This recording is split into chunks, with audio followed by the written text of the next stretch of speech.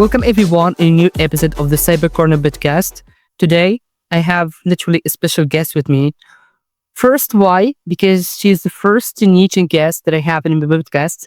And also, she is a podcaster and she's one of my favorite podcaster. I have to say that. She has a great episode. She's doing a great job too. She's a product manager, marketing manager. To be honest, a lot to say about Senda Ben Abdallah. I want to thank you so much for being our guest today and for your availability, your time. And I'm going to leave you the word to introduce yourself for the audience. Wow, Hamdi, thank you so much for the beautiful intro. As you know, it's it's interesting for me to be on the other side of this, right? Like I'm usually the one interviewing and asking questions, but it's an honor to be on your podcast. As a Tunisian peer, it means a lot to me also to support you and be here with your amazing initiative. A little intro about me. So as you already said, my name is Senda, originally from Tunisia. I currently am based in New York, but I also am very close to home. So this to me is a very special moment to be talking to a Tunisian friend on a podcast. As you said, I hold a podcast of my own. It's called Too Long Don't Listen. Happy to tell you more about it as well. But on the side, I've been working in B2B SaaS and mostly with startups in tech for the past 5 years as a product marketing manager, mostly focusing on positioning, messaging, and making sure that our audience understands very technical products. So that's really what has been my focus the past few years. And I keep my podcast on the side as a way to disconnect and still inspire my audience in all the ways possible. Yeah, just amazing. It is a lot to say about Senda, and specifically, when we talk about her podcast. So here's the point. The first time I discovered your podcast, I was scrolling on Instagram, and then, to be honest, I don't know that you're Tunisian. To just click on it, I like the topic, and then, I was scrolling. So, and then, I know that just your name, somehow in the LinkedIn. And to be honest, when I just see that you're a Tunisian, I was super surprised because you're doing great work. And the Tunisian community, they have to literally, give a chance for your podcast. It's just the content, the amazing, the guests, the quality of the conversation. So I'm going to leave you the link later, guys, to the Senda podcast. So we're going to talk about this side, the first side of a podcaster. So, can you tell us more about the podcast? And I'm really, really curious about that question. About the name of the podcast. You mom Asun. I'm very happy you're asking. Not a lot of people dare to ask because it's a bit of a controversial name for something you should be listening to. Also, I wanted to say I'm really happy you came across my profile because when we first talked, you were also surprised that I could put some words in Tunisian together. Yes, I am Tunisian. That is true. And so the name, I don't know if you're familiar with TLDR. Too long didn't read. So this is initially an abbreviation used in the developer community to communicate a lot of information, but in very small size. So you're condensing a lot of topics in a very short newsletter. It's short, straight to the point. And it's just because people don't have a lot of time to read long descriptions and developers don't want to waste their time. So I really like that concept, and having worked with a lot of engineers, I appreciate how straightforward they are. And as a marketer, we tend to get lost in our words. And so I was like, okay, why not do the same, but for an audio format? So TLDL, too long, don't listen, make it also more direct and to the present. And so also I was hoping to, create some provocation around it and make people want to listen to it. But you'll see most of my episodes are around 20 to 30 minutes. It's short and crisp. And you can also, increase the time if you don't want to spend too much time listening to episodes. That's the whole point. I don't want to bore you with content. I just want to make sure that you get what you need the quickest way possible. Yeah. And again, thank you for the copyright of bringing me the idea to create the reels. So yeah, and yeah, like I think it's a classical question. So what is, I mean, like, or what was the thing that inspired you to start that podcast? How you get that idea? I want to just start a podcast. Yeah, so it's, coming from the marketing background, there's so many ways to share your content, your brand out there. And at the time, podcasting was just becoming a bit, hot at the time. So I worked in London for 7 years. And I was working in a startup. And there were always jokes in this company about my voice and how I should try to start a podcast because I have a French accent and it could work out for podcasting. So there was a joke initially in the beginning. And then combined with that, I was also getting a lot of requests on LinkedIn about, students trying to get either study in London or learn more about early in career opportunities. And I thought, okay, I think there's an opportunity here to bridge the gap between the information that I can share and a format that's kind of hot at the moment, and also, use my voice on top of that because I love talking.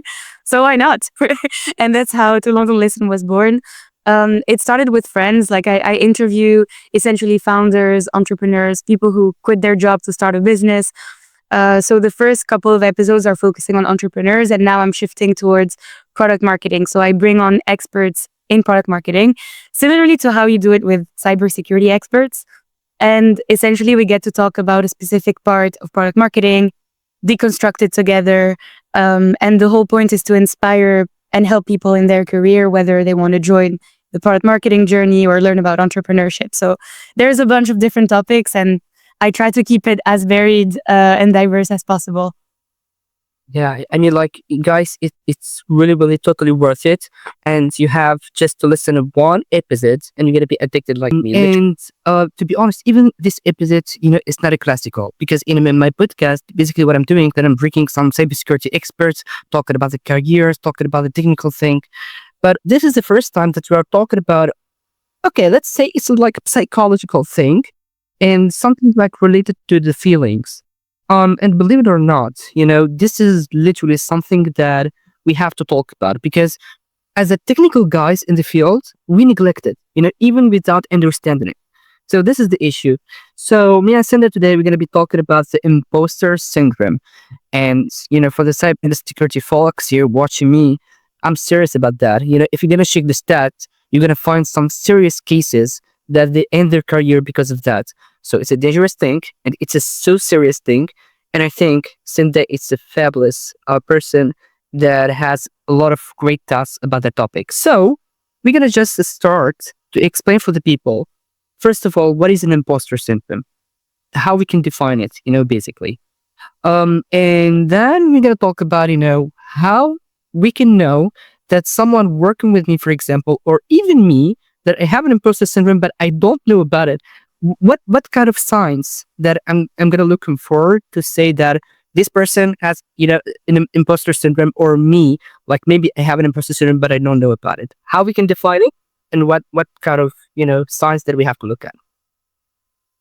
Right. So before I start answering this, I just want to say, obviously, I'm not a psychologist. I don't have experience studying imposter syndrome, but the reason why I think my voice matters in the topic is because I've been going through imposter syndrome for the past, I don't know how many years since I started my career, really. And it is a serious topic because the whole tricky part of imposter syndrome is most of the people don't know they're going through it until it's too late. And so let me first start with defining what it is. I think the name speaks for itself. It is feeling like an imposter. Literally, it's what it means. So normally, we would define this in a work environment. So that's the context of this conversation. I'm just going to stick to, working environments. Feeling like an imposter means you're having self-doubt. You're developing difficulties attributing your success to your own achievements and your own skills. And there's always another reason why you're doing well. It's never you. It's, luck or other external factors that you try to associate your success to. And that usually leads to feelings of not being good enough at your job, not feeling like you're going to succeed. And it can also be confused with a lack of self-confidence. But I think both are very, very different, but it's the same kind of feelings, right? As you said, it's a very emotional um, aspect to go through, and being able to define it requires several things. So first, it requires, I think, a lot of self-awareness. So I can share my experience here, but for me, it happened when I felt like I was in this toxic loop of always trying to prove myself to people around me, not even to myself, but to people around me. So working hard, working harder than I needed to, spending too much time trying to learn something or, build something on my own when no one was asking me to. And then I was constantly tired. I started, reaching burnout. And it got to a point where my performance was affected as well. And I think these are usually signs that you are going through imposter syndrome. You just feel like you're never good enough. And there's this pressure for you to always, always overperform when actually you don't really have to do that.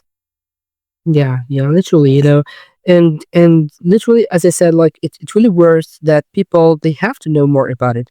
So, and I think we have just to ask that a question too. So, why do you think that imposter syndrome that is like such widespread issue across the various industries? So look, I mean, like we don't have only in IT, or cybersecurity. And by the way, guys, I'm really insisting on that. In the cybersecurity, we have an imposter syndrome a lot. I met some people, they made huge success in the field, and they still asking themselves, do I really deserve that? So am I like the good person to talk in a conference? Am I I have that skills to teach this kind of students? I see them, professionally they are doing great work, but at the same time, they don't give themselves that kind of value. It's a question like why it's a spreading, like issue, in all the domains and the fields. It is definitely industry agnostic. And the reason why I say this, there's two things. First, similarly to you, qualitative feedback just from talking to people around me who work in different fields, they are going through it as well. I did bring some stats as well. So I have quantitative proof to double down on how important imposter syndrome is and should be recognized. So 70% of people experience imposter syndrome at some point in their lives. So this is, a majority of people go through it. But then the question is, do they know that they are, going through imposter syndrome and why this is happening? And also 58% of tech employees report struggling with imposter syndrome. This is from a survey conducted by tech companies in 2023. And I just think these stats are kind of concerning. So to me, coming from the tech background and not being, an actual technical employee. So I come from a marketing background, but worked in tech. And I can see that in tech, it is widespread. And usually what happens is, so I've read a few books also around this, and this I know is one of your questions, so I'll keep it for later. But one of the books I've read mentions that usually people who go through imposter syndrome are part of what we call high achievers. So disciplines like science, engineering, math, tech, these are the industries that would have the highest level of high performers or high achievers, people who grew up in an environment where they always had expectations around them to do well. And so they take it upon themselves to always put higher standards, higher pressure. And so I know for a fact that those are the profiles that are more prone to getting imposter syndrome. And to your point about what industries or environments, it's usually when you're being put in an environment where everything around you makes you feel like there's never like a threshold of excellence. You can always do better. And that's where it gets toxic. Like you need to set that threshold for yourself. Otherwise, it's an infinite loop. And so to be maybe a bit more concrete, I think it goes down to the people that you surround yourself with. And what kind of support do you get in the organization? Do people know what imposter syndrome mean where you work? Because if they talk about it, they can raise self-awareness, and that can help you first identify what it is, which I think is the first step to then start coping with it, right? So yeah, I think that kind of covers what industries or what environments are more prone for you to feel that imposter syndrome. Yeah, so here the question, because you said that maybe it's just something like we can copy with it, So is it something that we can manage it, or it's just something that we can heal from that? It's not an illness, but is it just something that we can remove, from our personalities, or? So I think this again, like I'm not a psychologist, but from personal experience, I know that it's I would like also the listeners to compare this to it's feelings, right? It's emotions. And emotions, you can't get rid of emotions. It all depends on how you manage your feelings, especially when it comes to work environment, when you're expecting to be a professional, you can't, break down in a room because you feel like you don't belong there. So I think there's ways you can manage or cope with imposter syndrome. I like to say fight against it because it's a constant battle in my view, but I don't think you can just get rid of it. I mean, if I ever get rid of it, I will let you know, but it's been following me for years. So I just think that there's definitely mechanisms that help you manage it more effectively. And again, I think it all goes back to first being aware of what it is, documenting yourself, educating yourself on what it is, and then understanding how it's extremely subjective. So understanding how you as an individual in your work environment understand your triggers and how you can cope with them. So I can, go a bit deeper here and share my personal experience, but that's up to you, Hamdan, how much you want me to share here. Yeah, I mean, like the point is, I think that as much we give a bad feeling a value, or we are remember it a lot, or whatever, or insisting that it exists, as much it's gonna be bigger. Yeah. This is like some bad feelings. Sometimes I have, like, if I have some bad feelings, okay, I'm not gonna ignore that something bad.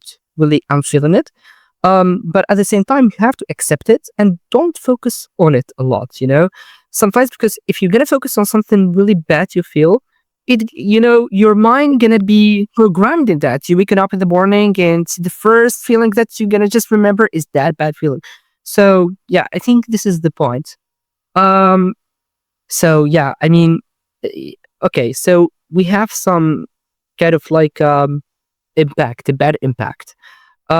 So, and I know like many people, they don't want to talk about it, or, in a work environment, you don't expect that someone have an imposter syndrome, go to his colleague and tell him about that, because his colleague is gonna think, he's right, Yeah. maybe he was dealing with some mistakes, and then, yeah, he gonna just like look at it as kind of something that it's right. So it became kind of like a negative thing to show in the work environment. But okay, right now we have to talk about, the bad part, how it's gonna impact my relationship Yeah. and my professional life. To me, this is key because it's always it's always that we realize something is bad when it starts affecting people around us or things that we care about, right? When it's just within ourselves, we don't really realize it. And I want to share something that happened yesterday, actually, which is extremely timely for this episode. But I was talking to, so I met this person working, he's a scientist essentially, and he told me that one of his biggest insecurities is imposter syndrome in the scientific field. And then he went on expanding on that, saying that a lot of people in the scientific field felt the same way, but were ashamed of talking about it, which I think I think to me that's the problem. Like if you're ashamed of talking about it, or you, especially for men, I think they see it as a weakness, or they're not, too comfortable opening up about it. So it feeds into the negativity, right? And so I just wanted to share that because to me, that can lead to like a huge negative impact would be not feeling comfortable talking about it. And so it's all going to be in your head and it's just going to feed into it. And as you said, the more you focus on something negative by yourself, the worse it gets. So it will start affecting your mood at work with your colleagues. You're going to feel maybe less risk seeking. So not take as many opportunities as you could if you weren't focusing too much on the worst case scenarios because you're not the right person for XYZ task that you're being given. So I think it can definitely affect your growth in your career. But also, as I mentioned in the beginning, your self-confidence. So if you're not capable of owning and understanding what is going on and why you're having imposter syndrome and talking about it, it will backfire in a way. You will internalize those emotions and those feelings, and you won't feel as great as you could feel if you're just acknowledging that it's all negative emotions that are rushing through and blocking your full potential.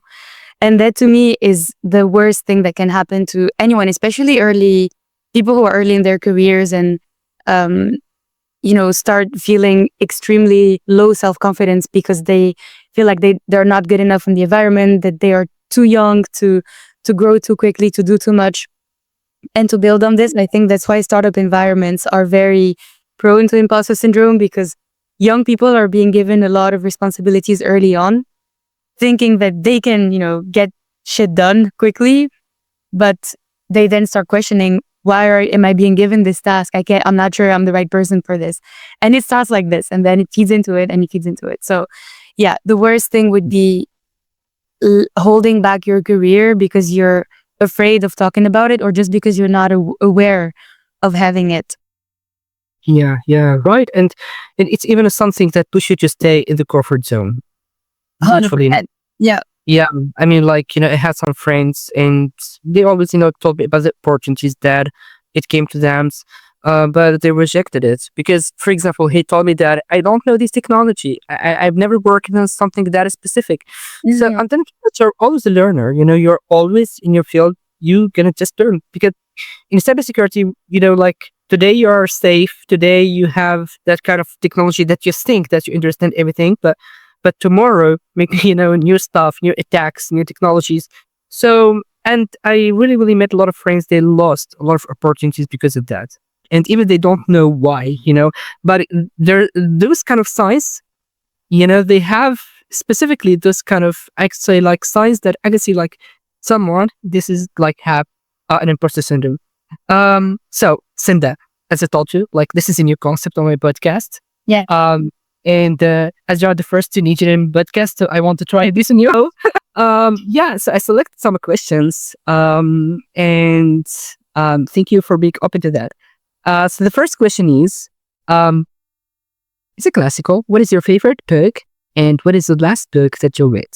So Right. My favorite book of all times. Okay, I have to give you a spoiler. I love business books. So maybe this is not like a very aspirational one, but it's called Shoe Dog. It's the story of Nike. It's a really, really beautiful story, and it's extremely inspiring, I think, for anyone who wants to start a business. Like, their story is crazy. And the last book I read is called The Success Trap, which I mentioned earlier, is where there's an entire part about imposter syndrome and the high achiever persona. And the whole point of this book is to remind you that your life should not be summarized by your work and your job, that there's other ways to unlock your creativity and focus on things you're passionate about, to find the right state of getting enough financial stability, but also the right level of passion and drive. So that's honestly a book I've read recently, and it opened my eyes on so many things. So I definitely recommend it. yeah, like this is another question. Really, just it came to my mind right now. So, do you prefer to read books physically, or I mean, like, are you PDF I love reader? hardcovers. Hardcovers always. Like, I actually like to sometimes like annotate or put bookmarks. I love my bookmarks. Okay. The other question, which is there something that you miss about Tunisia? Is there something specific that you miss here? Okay, top three, so I can like reduce the list. Obviously, my family, number one. Family and cats. Can we put them together? Specific places. I don't know. Maybe asking some friends. Sometimes they told me, the sun. Like, oh, it's the sun. I was gonna say number two is the weather. Like, I miss the sunny. Even when it's cold, it's not. Like, Tunisia is always beautiful. Even when it's raining, it's nice. Like, that's what I miss. And of course, the food. Like, number three. So I gave you like three things. But the food, Tunisian food, wins every time. Okay. So coming to the food, which is related to the third question, if you could only eat one food for the rest of your life, what would it be? Okay, maybe you're thinking about something healthy right now. I'm not thinking about anything healthy. I think of noisette. Mm, chill with that. I could noisette every time of the day, my favorite day. So what about you? I'm curious. What's your favorite food? Uh, Literally, it's really, really a great question. Why? Because okay, how can I just explain it to the audience? We have in Benzara something specific. We call it macaroon dar. Guys, it's not like a spaghetti, Let's say that it's a spaghetti, but kind of homemade, but it's not like that. So macaroon dar, it's a something that your family made. It's like a pasta, but it's a homemade, but it's so yummy. And you know what? Like it's a desserting thing, like you don't find that in other places. So Okay, so I have to try this. I've never, but I'm happy that both of us were willing to eat pasta forever. Tunisian and little matroui, that sounds amazing. like this just makes me hungry, even like this episode. The last question, when we talk about the idols, do you have any specific idol, maybe in your field, maybe in a general case? Yeah. In product marketing, there's a woman that I admire a lot. Her name is April Dunford. She wrote this book called Obviously Awesome, which if anyone's interested in positioning, messaging, all these marketing technicalities, she breaks it down in the most digestible way ever. She's great. And I actually met her at a conference last year. I read like the book. Can you sign it, please? You see why heart arbors matter. This is another common point between us because we both made our idols. I talked to that about the episode that I was recording, an episode with the Jeffrey Room. So I know that we act weird, when we made our idols. So yeah, thank you so much for sharing, that with us. So coming back to our, main topic. So here, actually, like the next question, in what ways can imposter syndrome affect one's mental health and overall well-being?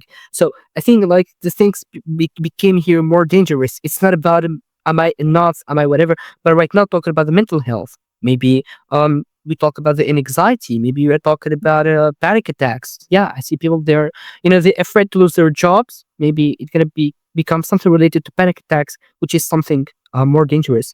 So yeah, how they can affect the mental health globally. I don't know, like if you have that experience or not, but I think like it's advanced. That's yeah. Thanks for also giving away examples. One example for sure that I've experienced myself is burnout. I know that burnout manifests itself in different ways, but it definitely is a mental health issue. So when you feel overwhelmed, you feel like you show up to your day-to-day job and you're incapable of getting any work done because your brain is just, it's gone. Like you can't focus anymore because you're always in that negative spiral of I need to do more, I need to deliver all the time. And if you don't know when to take a break and reflect, or what I like to call do an internal audit, so reassess how you're feeling, how you're doing. One tip someone gave me, which I think is great, ask people who know you really well, like your friends, your family, how have I been the last couple of days, last couple of weeks? How am I behaving? Like, do you feel like I'm stressed or anxious? And usually people who know you well will be like, what is going on with you? So they will call you out. For me, it happened. And I think that's the worst thing from a mental health perspective, like burning out and losing all of your energy just like this, and then it takes time to rebuild your confidence and yourself. So when that happens, take time off, by the way. Don't even try to recover on the spot. It doesn't work that way. So yeah. Yeah, I mean, another thing that we've talked about it earlier about the influence of imposter syndrome in taking decisions. I'm really, really glad you brought this up because it's, first of all, well done on your self-awareness. like spot on. The fact that you're able to ask yourself those questions, it takes time to reach that point. So it's great that you're able to do that. And I think what you're raising here is the difference between soft skills and hard skills. So what happens with imposter syndrome is we tend to associate or not attribute our success to our hard skills. So the things that we're learning or that we mentioned earlier, your colleagues learning new technologies, these are things like it's your capabilities to learn. But the soft skills, I think we tend to completely neglect when it comes to assessing our performance. How curious are you to actually put the time aside and get the job done?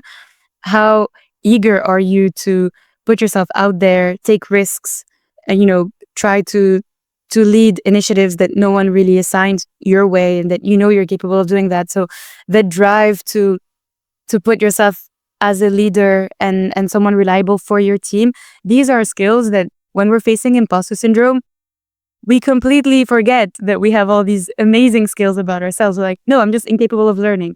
And that's the hard, it's the sad truth actually, and the hardest thing to do to bring the two together. Like, you will ultimately learn these things because, well, you have to, first of all. And second of all, as you beautifully shared, you are capable of doing it. It's just a matter of knowing that it's coming from you. It's coming from your own initiatives. And so when it goes back to how can I make decisions or taking risks in my career, I do think that imposter syndrome actually pushes you or can push you to do more. So it can unlock, because you're facing this part of yourself where it's like, I want to challenge myself more because I need to do more. And so let me just, push myself to take over more work or put myself in front of opportunities. I think it can push you if dealt properly. But, there's always the risk of it backfiring. So I'd say, I'm mitigated in giving you like a strong yes or no answer. Coming right now to the strategies or a mindset that shifts that can help individuals to overcome the imposter syndrome. Here, to be honest, maybe it exists something like external, from strategies or whatever, but having someone close to you and your family, it's so important, to be honest, because I think people they know that from my social that I have my sister, and she's so supportive most of the time. So when I'm telling her that maybe like maybe I'm not gonna do that, she's gonna be like, no, I know that you're gonna just do it. I know that like even she's doing that, just I know that she's motivating me, Yeah. and she don't know the technical thing, by the way. So, and she never like worked on something technical, cybersecurity or whatever. But yeah, that word really matters, So yeah, as a family, I think it's the most important thing in the circle. But is there any strategies, especially for the people that are alone or they're away from their families, from even like their friends? Yeah, how they can deal with that? Is there any Yes. stories? So first of all, God bless our sisters, because my sister is the same. And I want to take a moment to appreciate her because she's also always pushing me. Like whenever I have doubts or I go to her, it's similar to you. She's always like, you'll be fine. Just, go for it. So we need people like this for Claire. For those of you listening who don't feel like you have that support around you, I think there's hacks, not cybersecurity hacks, but there's hacks that you can, implement in your career to keep up with, I would say keep up with yourself and your achievements. And one thing I started doing actually is tracking my success. So documenting the things that I see impacting my team in a positive way, even if it's the smallest things, like, I don't know, setting up one-on-ones to give each other feedback or whatever. Like these are small things, but then the bigger things like revamping an entire website and driving social media growth. And these are things that are happening, but because everything moves so fast, no one takes the time to celebrate these small wins. So I like to document them. And then when the time is right and when I have my performance review, I'm ready because I know exactly what impact I've been driving, put it in front of my manager, and, then the conversation will be in my favor. So this is something I would encourage you, if you're listening and you're not doing this already, to start documenting your success. It's very easy because it's basically just assessing your day-to-day work and not having someone do it for you, you know? So yeah, that's honestly my favorite hack. And then I did mention also asking for feedback. So if you're questioning yourself, there's no harm in asking people you work with, like, do you think this is the right approach? How do you feel about, my work the past few weeks? Is there any feedback you want to give me? It takes like 5 minutes. And people will not neglect giving you feedback unless they are like very selfish, which is rare, right? So I wasn't able to do that. Mhm. Yeah. So basically, we were talking about that, but okay. So right now, let's say that those strategies that worked for me, and I'm living by myself, and I'm away from my family right now.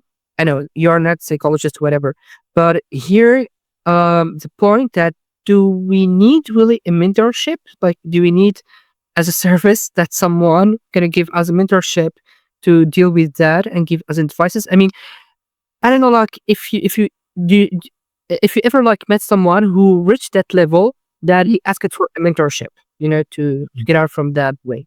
So, yes, I've been in a situation where I was actually approached by someone who was struggling. This was a colleague of mine, and that's when we started. Basically, this person was extremely successful. I was impressed by their work. I was admiring their work, and they had very low self-confidence, and they were always questioning their impact, their value. So we started having very naturally these one-on-ones, weekly one-on-ones, where it was almost like we would lift each other up and kind of give each other feedback.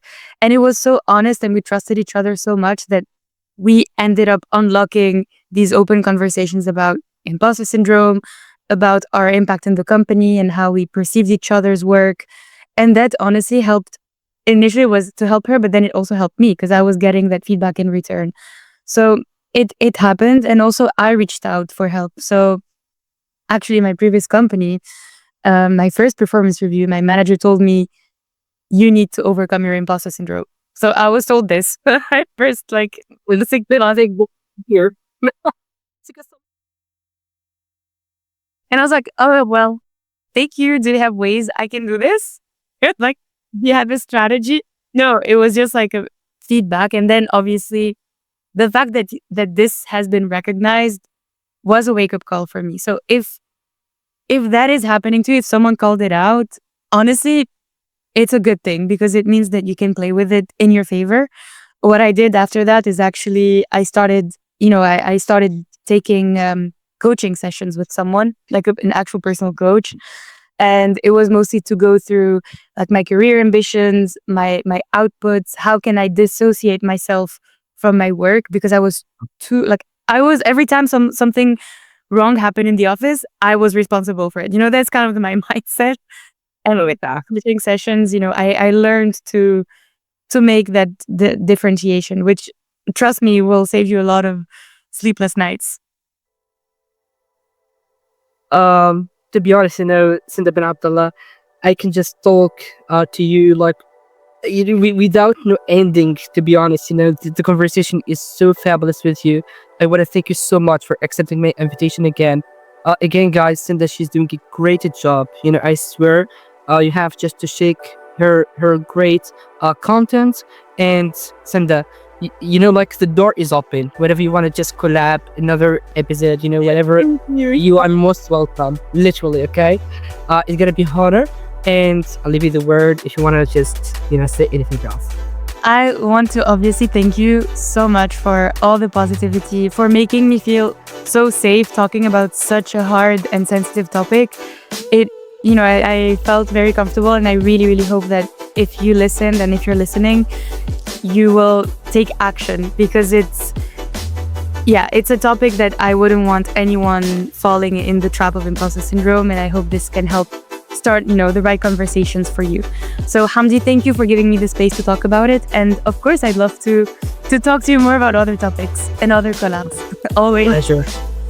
Thank you so much again. Guys, I hope that you enjoyed this episode. Just tell us what is the topic that we want to cover in the next videos. And I hope to see you in the next episode.